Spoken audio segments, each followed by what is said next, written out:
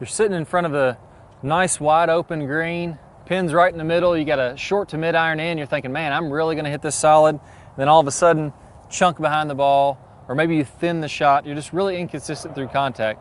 And man, that is super frustrating. That's probably one of the most frustrating things in golf.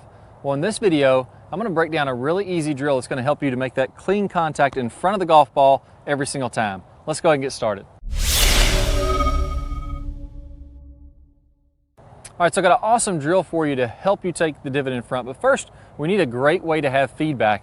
And I have this Dr. Scholl's, it's called Odor X, odor fighting spray powder with Sweat Max technology. This is actually one of the really good ones. They make multiple kinds of these. This shows up really white on the ground.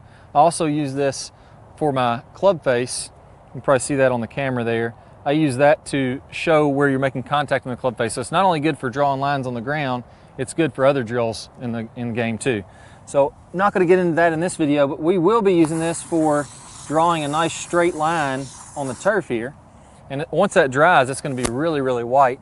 It's a great way to see where you're making your divot in relationship to the golf ball. So let's start out by taking some divots in front of this line. That's the number one thing that we're working on here.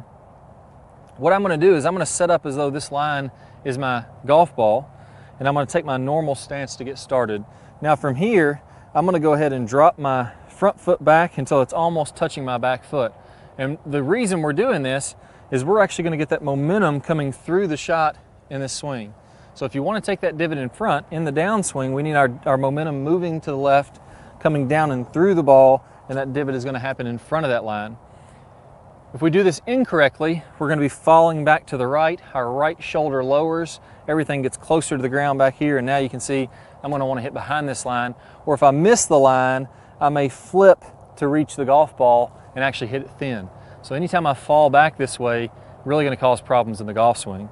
So again, let's set up this line, drop the front foot back, and now what I'm going to do is I'm going to take a step forward, I'm going to swing, I'm going to take a divot in front of this line, and as I follow through, I want your right foot to come all the way on around, just like you're walking down the fairway toward the green.